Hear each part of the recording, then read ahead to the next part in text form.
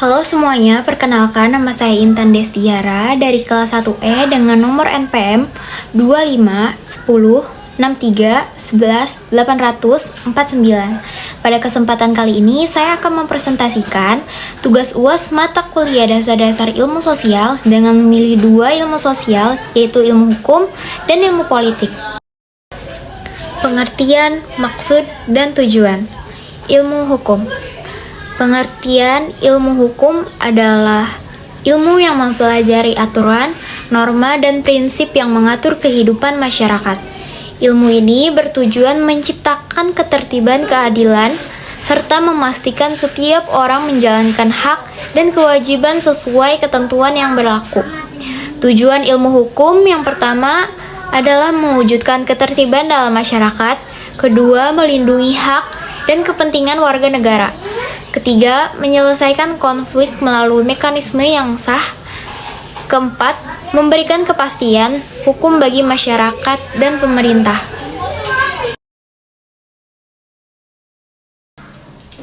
Ilmu politik. Ilmu politik adalah ilmu yang mempelajari kekuasaan, pemerintahan, proses politik, perilaku politik masyarakat, serta pembuatan kebijakan publik yang mempengaruhi kehidupan bersama.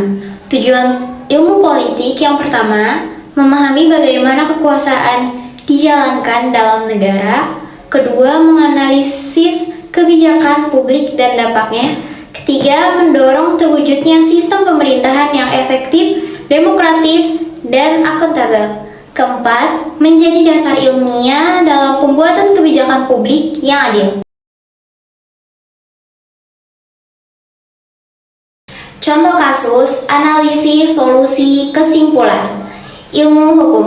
Kasus pertama, pelanggaran lalu lintas yang tinggi di perkotaan. Analisis, banyak pengendara tidak mematuhi aturan seperti tidak memakai helm, menerobos lampu merah, atau melawan arus. Penyebabnya adalah kesadaran hukum yang rendah, budaya asal cepat, dan penegakan hukum yang tidak konsisten. Dampaknya yang pertama adalah kecelakaan meningkat, kemacetan, dan ketidaktertiban sosial. Solusinya yang pertama adalah penerapan tilang elektronik secara merata. Kedua adalah edukasi keselamatan lalu lintas melalui sekolah dan komunitas. Ketiga, penindakan tegas dari aparat. Kesimpulan, pelanggaran lalu lintas terjadi karena lemahnya kesadaran dan penegakan hukum. Ketertiban dapat meningkatkan jika edukasi dan penegakan hukum dilakukan secara seimbang. Kasus 2. Sengketa tanah antar warga. Analisis. Terjadi karena batas tanah tidak jelas, sertifikat ganda, atau manipulasi data administrasi. Lemahnya pengawasan dan administrasi pertahanan memicu konflik berkepanjangan.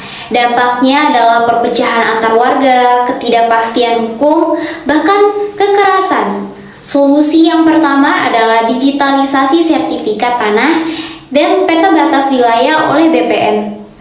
Kedua, mediasi hukum bersama perangkat desa atau lembaga resmi. Ketiga, edukasi masyarakat tentang pentingnya legalitas kepemilikan tanah. Kesimpulan, sengketa tanah dapat diminimalkan jika administrasi pertahanan tertib, transparan, dan masyarakat memahami pentingnya bukti kepemilikan.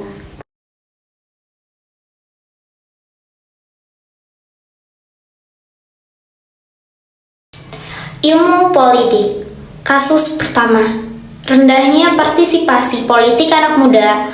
Analisis, banyak anak muda menganggap politik kotor, rumit, atau tidak relevan dengan kehidupan mereka. Kurangnya pendidikan politik dari sekolah dan kampus.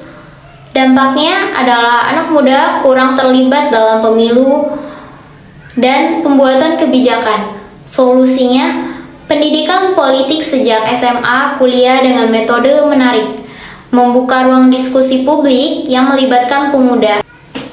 Kesimpulannya adalah partisipasi politik pemuda akan meningkat jika pendidikan politik diperbaiki dan ruang keterlibatan diperluas. Kasus kedua, konflik saat pemilihan kepala desa atau pilkades.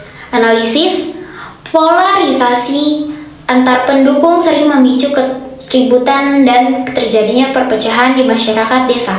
Minimnya transparansi proses pemilihan memunculkan kecurigaan. Aparat desa kadang tidak netral. Solusinya yang pertama adalah pengawasan independen untuk menjamin netralitas. Kedua, transparansi rekap suara dari TPS hingga desa. Ketiga, edukasi politik damai melalui tokoh masyarakat dan aparat. Kesimpulannya, konflik pilkades dapat ditekan jika proses pemilihan dilakukan secara transparan, jujur, dan diawasi lembaga independen. Sebagai penutup, ilmu hukum berperan penting untuk menciptakan ketertiban dan keadilan dalam masyarakat. Sedangkan ilmu politik membantu kita memahami bagaimana kekuasaan dijalankan dan bagaimana kebijakan publik dibentuk. Kedua ilmu ini sangat berkaitan dan sangat penting untuk menganalisis berbagai fenomena sosial di Indonesia. Demikian presentasi dari saya. Terima kasih. Wassalamualaikum warahmatullahi wabarakatuh.